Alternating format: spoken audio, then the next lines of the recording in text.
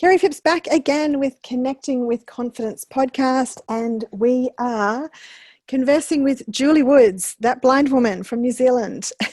Hello, Kerry. Hello, listeners. Hey, Julie.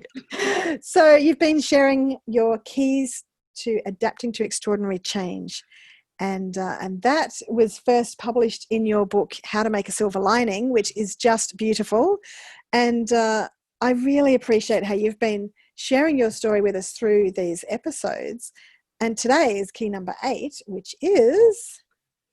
Tell your story. So did you find it challenging at first to tell your story? How did you stumble into this or step into this purposefully? Or did someone ask you and you said, why not?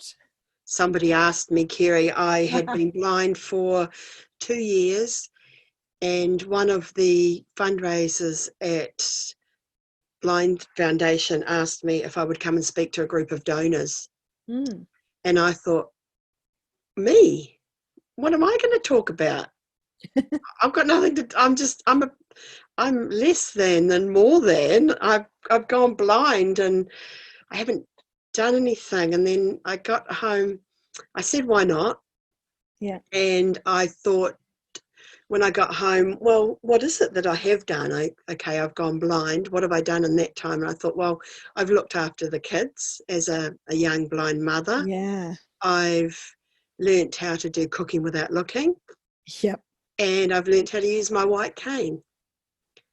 Yeah. So I went back out to the Blind Foundation here in the Dunedin office, and I spoke to those group of donors, and to my surprise they were interested in what I had to say, which being a mother of 2 young boys didn't happen very often. Having a room go quiet, as you can imagine, Kerry, for a speaker who's blind is quite disconcerting, because you can't sort of sense the room very well. But I have learnt since that when people go quiet, it's because they're listening intently. Yes. And I think this is useful for sighted speakers also, to notice that when people are just staring at you, that doesn't mean they're bored. They could be like so fixated on what you're saying. They can be totally engaged. And some people, when they're totally engaged, they just look completely blank. Yeah. Because they're not trying to hold an expression. They're not trying to be polite. They're just like hanging off your every word. And it's interesting. So as you developed your speaking practice, you could sense the room and knew that they were with you. I did. Yeah. I knew that the sound of a door closing meant that somebody had left, or the sound of a snore meant that someone was asleep. So there were more dangerous cues than silence. And I left that room feeling very buoyed by the experience, and it made me feel really good that I'd actually stopped and thought about the things that I had done.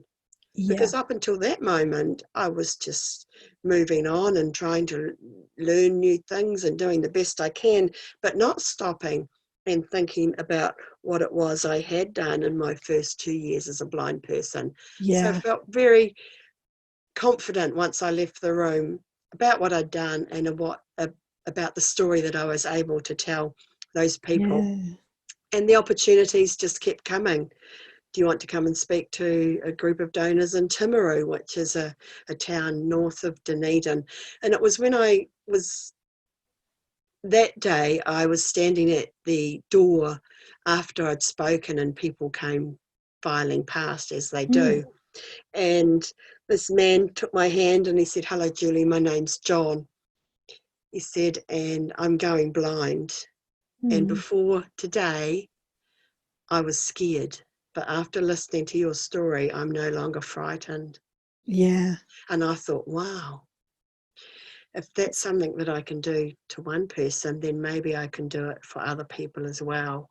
And that gave me the encouragement just to keep telling my story. Yeah, that's really powerful. And we need to remember that when somebody comes and says something like that about the impact that it's had, that other people have gone away and thought that. and other people have gone away and told somebody else, I heard Mm. this speaker today and they said something that really put me at ease, that really helped me feel better about what I'm going through, or that gave me a sense of possibility. We're making a difference that we just don't even see, that we don't No. know about. And so those stories, the John in your life is representative of so many more. Yeah, it's an amazing thing to have happen, and have happened ever since I kept telling my story and writing the books, of course, as well, having people come back and say those things. So that's why I find telling your story so important. Yeah. It's an ancient tradition. We've been doing it for thousands of years. It's how we learn from each other. It's how we share our wisdom.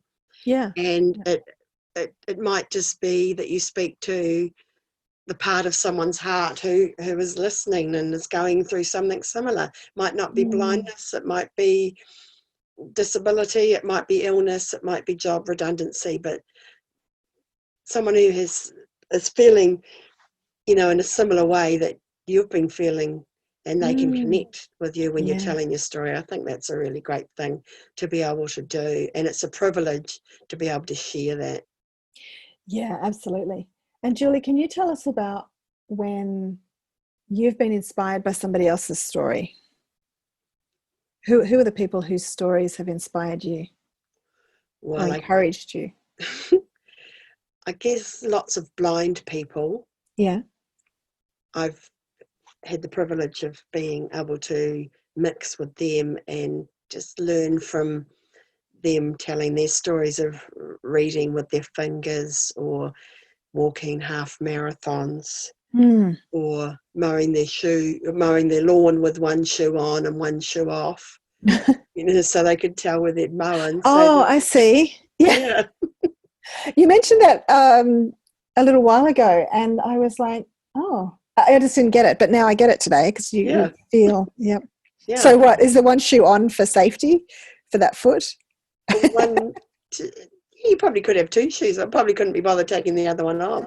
Yeah, but I guess, yeah, you'd feel the grass that's been mowed. That's very clever. Absolutely. But Yeah. then, of course, broaden it out, Kerry, and Louis Braille, Yes. my love of Louis Braille, the little French boy who at the age of 3 crept into his father's workshop and had an accident with a sharp tool called an Yeah. awl, then went on to go to the first school for the blind in Paris and invent a system of reading and writing that now bears his name. Yeah. I mean, I was completely inspired by his story. Yeah. Yeah. I thought you would say that. So, Yeah. yeah. So I guess a blind school back then, before Braille, would have been completely different. And then he creates it. It is really quite inspiring. Very incredible.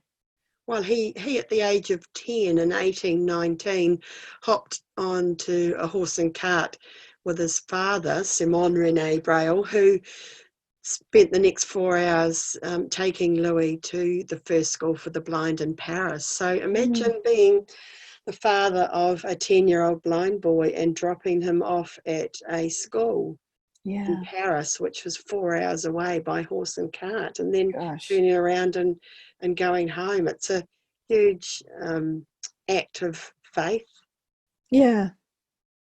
but it was exactly the right thing for Louis, because it was while he was there that the school was visited by an army captain who had a form of night writing that was based on 12 dots. And it was that code that Louis Braille got hold of and spent the next 3 years adapting to create the Wow. code that is based on 6 dots. Yeah. So he simplified it. As a 12-year-old boy would. Yeah, that's amazing. Yeah, sometimes adults can get caught up in complicated things, but if we can simplify, that is incredible, and that's changed so many people's stories. And what it did for me was made me think, well, you mean you can do some good with your blindness? Mm, And it made me realise that I could have a positive impact on the world. yes. Yeah, and for me, that was a big thing. Yeah, that's incredible. And, even without that, you have an incredible impact on the world, but that, has amplified your reach so much too, hasn't it? But it was his story, Kerry, that made me think that I did want to do some good with my blindness. I couldn't see the point Yeah. of going blind unless I did some good with it. Yeah. And I think that as human beings, we all have that responsibility. And Yeah. I'd like to think that I could leave the world in a better place than when I found, than how I found it. Or Yes. just do something that had an impact, a positive impact. Yeah. Yeah. And I think when we look at our adversity, we want something good to come out of it. Yeah, And otherwise, what's the point? so we create that. We create the positive outcomes. Yeah, and I think by way of opportunity and doing all those things that we've talked about over these last 7 podcasts, like asking for help and finding peer support and writing your own rules, setting goals, Yeah. finding your own solutions, laughing at yourself and trying something once, they're all things that help us build our new story. Yes. And that's what telling your story is all about. Yeah. Yeah. So let's explore some keys to telling your story. Where do we start? You said that you started with, what have I done? Well, that's right. Oh, yeah, where does your story begin? There's a quote Yeah, about that's a that. great question. Yeah, it's when your story changes, or when your life changes, that's where your story began. You can start with writing down a list of things that you can do, Yeah. and writing down a list of things that you have done. Yeah. They can be clues. Mm. I had to give a speech at our 10 years antenatal class in 2003. And I thought, once again, what am I going to talk about? So I wrote a timeline from 1993 to 2003. And beside Mm. each year, I wrote one thing that happened to me in that year. Mm. And that became my story, Yes. which began with Zach being born. And Yep. of course, the year that we started in our antenatal group. And Mm. then it just moved through birth of Sebastian, then going blind, then becoming a single blind parent. So I had these moments for each year that became my story for that night when I stood up and Mm. spoke at that 10-year antenatal group function. Yeah. Yeah. So creating a timeline is, a really good way to reflect on your story. So what have I done? What can I do?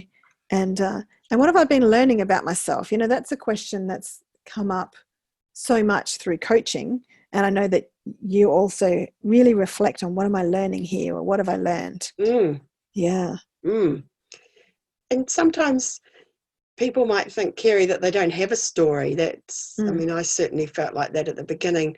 And you don't have to have gone blind or done what you think are amazing things. It can be in the way that you tell your story as well, and describe what you've learnt from a situation that's happened to you. It might be, flunking out of school, and then learning from that and then going on to do something different.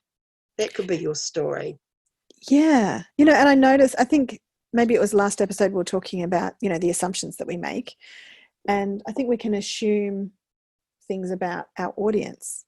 But, this is a conversation I had with somebody else recently who was wanting to share their story, but hesitating, because it's like, who wants to know it? But there's always someone, isn't there, who can benefit from your story. Absolutely. I find we Yeah, just have to get out of our own way.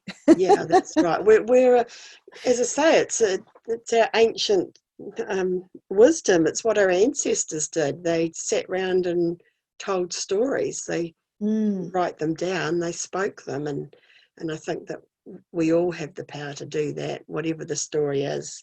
Yeah, yeah. And your story is a gift. And I really appreciate you sharing your story here with me, with our listeners, and everyone who hears your story or reads your story, whether it's through your website, whether they have the privilege of being at one of your cooking without looking demonstrations or something fun that you're doing in New Zealand.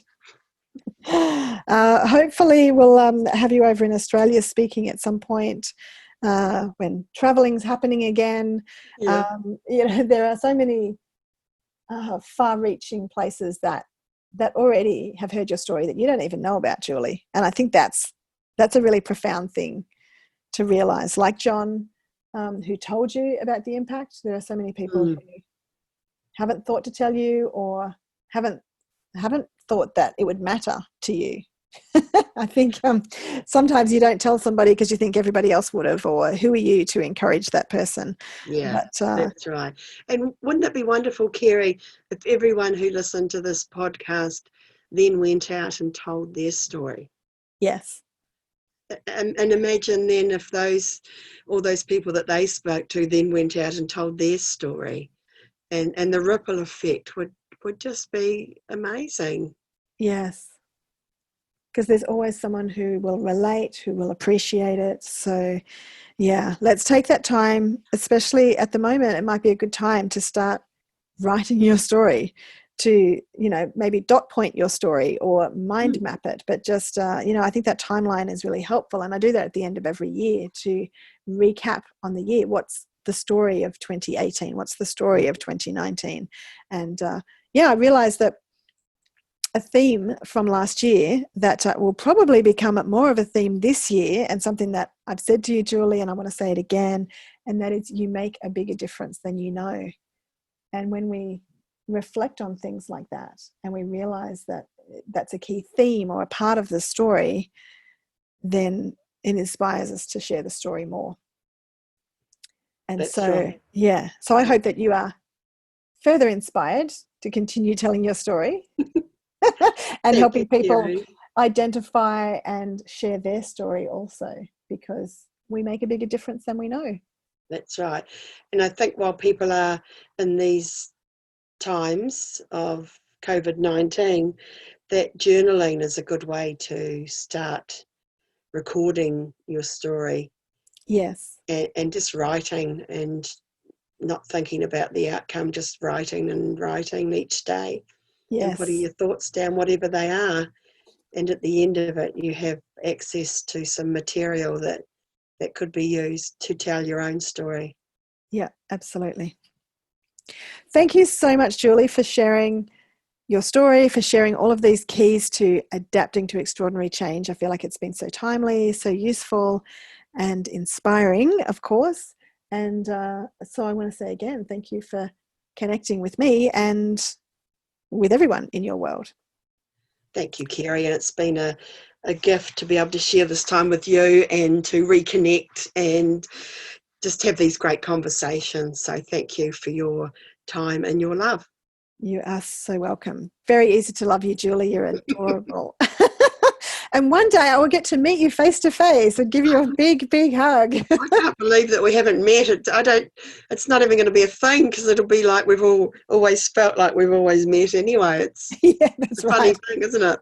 I know sometimes you say to people like, have we met before face to face? I feel like we have, but I don't think that's actually occurred. So yeah, I know it will feel like that. So thank you again, and I will be back with more exciting, inspiring, insightful episodes with more people I have connected with over the years, and I know that there are people I will be interviewing who I haven't met yet, haven't encountered at all, but I know that they're going to suddenly appear in my world, and I'll say, let's have a conversation, because I know people will want to hear your story. Thanks, Julie, and thank you to everyone who's joined us today.